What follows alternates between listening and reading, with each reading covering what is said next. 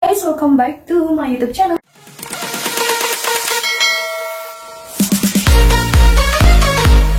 So, di video kali ini aku mau share sedikit informasi tentang tips untuk bisa masuk ke Politeknik Kesehatan Kemenkes Malang.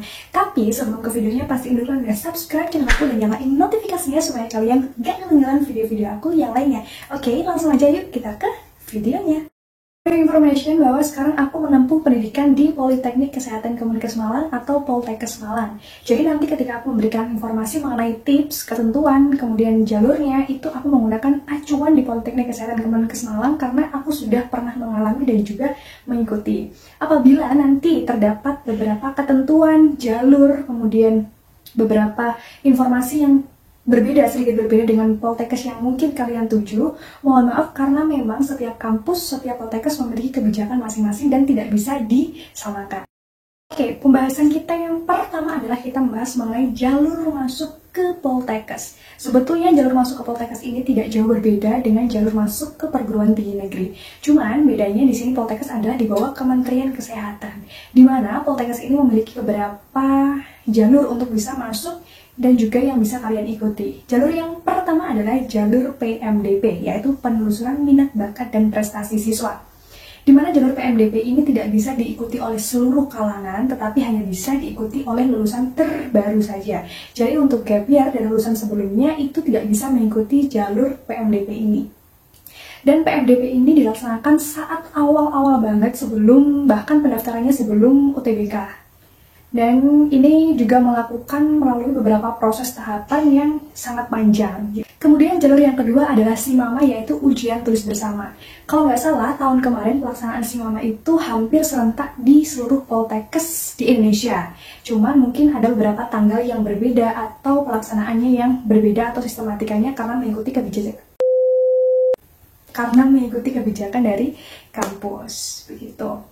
Dan SIMAMA ini juga hampir sama dengan sistemnya UTBK atau ujian tulis berbasis komputer, di mana ini tes-tesnya itu sama soalnya seperti IPA, Bahasa Indonesia, Biologi, kemudian ya matematika seperti itu. Kalau tahun lalu SIMAMA itu di Poltekkes Kemenkes Malang itu dilakukan secara online tetapi tetap dipantau dengan Zoom meeting. Jadi para peserta calon mahasiswa baru itu melakukan tes di rumah masing-masing, kemudian dipantau melalui Zoom meeting bagaimana dia mengerjakan dengan waktu yang sangat cepat. Jadi saran aku ketika kalau misalkan nanti kalian nih ikut SIMAMA, sering-seringlah berlatih soal.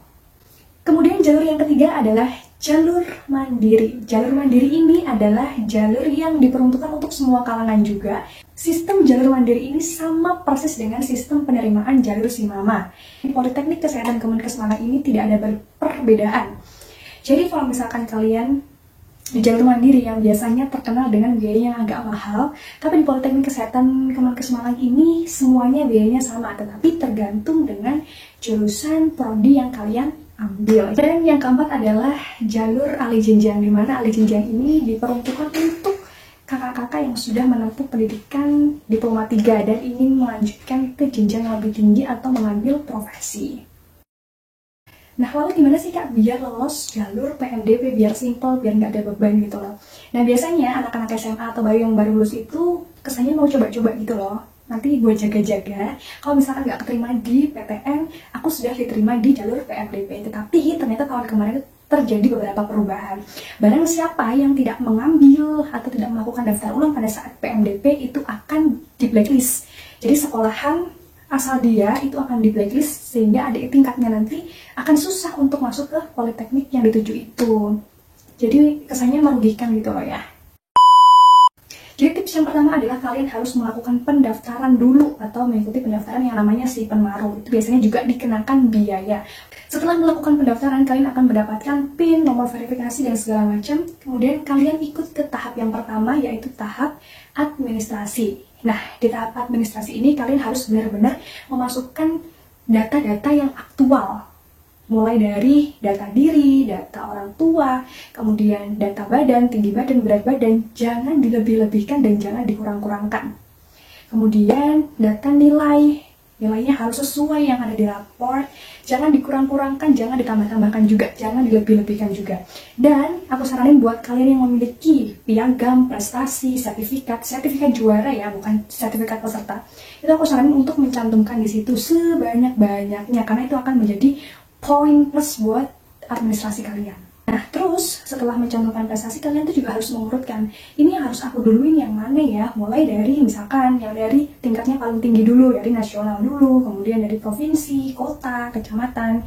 Kemudian kalau misalkan kalian juga mau mengurutkan dari tahun perolehannya dulu, dari yang paling awal, misalkan 2022 sampai yang paling akhir tuh tahun berapa. For your information, bahwa di jalur PMDP ini menggunakan sistem gugur.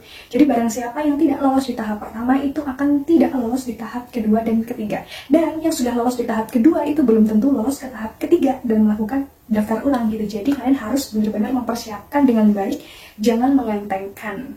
So, disikapkan ya. Tahap yang kedua adalah tahap verifikasi berkas. Di mana di tahap verifikasi berkas ini kalian harus menyekian seluruh data yang sudah kalian upload pada saat tahap administrasi tadi untuk diverifikasi apakah ini betul gitu. Kalian harus lihat apakah urutan-urutan dari data itu sudah benar, mulai dari urutan data diri. Setelah data diri tuh pada saat verifikasi berkas itu urutannya seperti apa, pengurutan piagam itu juga seperti apa, itu juga harus kalian perhatikan supaya memudahkan tim untuk menilai dan juga kalian bisa mendapatkan nilai plus, poin plus. Setelah kalian lolos tahap verifikasi berkas, perjuangan kalian belum berhenti di situ aja. Masih ada tahap ujian kesehatan dan juga psikotes. Di tahap ujian kesehatan dan juga psikotes ini kalian nggak perlu takut, nggak perlu sepaneng, nggak perlu mikir overthinking, karena ini adalah tesnya, UKES-nya, psikotesnya adalah tes-tes yang masih basic. Oke, kita mulai dari ujian kesehatan dulu. Di ujian kesehatan ini nggak seperti ujian kesehatan masuk Polri dan polisi dan segala macam itu. Di sini yang paling utama dari sini adalah kalian satu, tidak hamil. Yang kedua adalah kalian tidak buta warna dan NIM-nya itu tidak melebihi dari batasnya. Kalau misalkan Kak, batasnya berapa? Itu setiap jurusan, setiap prodi memiliki ketentuan masing-masing dan tidak bisa disamakan. Jadi kalian harus benar-benar cari informasi gitu. Terus Kak, tinggi badan aku, itu yang banyak dipermasalahkan pada saat angkatan aku dulu. Takut berat badannya itu tidak seideal seharusnya tinggi badan dan berat badannya. Tapi ternyata itu sebetulnya tidak terlalu berpengaruh. Yang paling berpengaruh adalah buta warna. Selanjutnya adalah tes psikotes. Dimana tes psikotes ini kalian seperti tes psikotes kayak masuk ke CPNS. Kalian bisa latihan-latihan soal, beli buku psikotes, kemudian latihan dengan menggunakan waktu. Karena nanti kalian itu akan terburu-buru dengan waktu, bukan terburu-buru dengan soal. Sebetulnya soal-soal dari psikotes ini adalah soal-soal yang basic, tapi karena kalian belum berlatih menggunakan waktu, belum pernah dikejar waktu, mungkin ya pada saat mengerjakan itu jadi grogi, terus jadi blank semua. Karena ini tahap akhir, tahap penentuan, jadi kalian harus benar-benar memaksimalkan ini, memaksimalkan di tahap ujian kesehatan dan juga psikotes ini. Kak, kalau misalkan aku juga mau mempersiapkan UTBK, terus gimana nih belajarnya uji kesehatan, psikotes, sama UTBK-nya? Nah, karena yang harus belajar menguras otak itu adalah tahap psikotesnya, jadi aku dulu membagi waktunya, ada beberapa tips nih. Kalau misalkan kalian pagi sekolah, karena sekarang juga daring kan, itu pagi sampai siang itu aku bagi waktu untuk berlatih psikotes. Kemudian pulang sekolah istirahat sebentar, kemudian aku lanjut untuk belajar UTBK sambil juga bimbel. Itu, dan juga jangan lupa berlatih psikotesnya menggunakan waktu. Kalau dinyatakan kalian lolos, kalian harus membayar uang pendaftaran. Ini yang paling wow sebetulnya dari beberapa rangkaian gitu. Dan di tahap ini kalau misalkan kalian tidak melakukan pendaftaran ulang, kalian dianggap gugur. Baik, selanjutnya adalah kita berbicara mengenai biaya perkuliahan ya. Ini aku membicarakan biaya perkuliahan di Politeknik Kesehatan Kemenkes Malang, tidak tahu dengan kebijakan kampus atau Poltekkes yang lainnya. So, mungkin kalian bisa cari tahu dari kakak tingkat yang sudah masuk ke Politeknik tersebut. Jadi, di Politeknik Kesehatan Kemenkes Malang itu terjadi perubahan pada biaya. Sebelumnya itu, yang mengikuti jalur PMDP dan juga SIMAMA itu mendapatkan uang pangkal sebesar masing-masing prodi, ada uang pangkalnya. Dan di Mandiri itu tidak ada uang pangkal, tetapi uang semesteran lebih besar. Nah, sekarang terjadi perubahan peraturan di mana semua jalur, baik dari PMDP, SIMAMA, Mandiri, Ali Jenjang, itu sama semuanya, dibayar setiap semester atau 6 bulan sekali dan uang pangkal ditiadakan.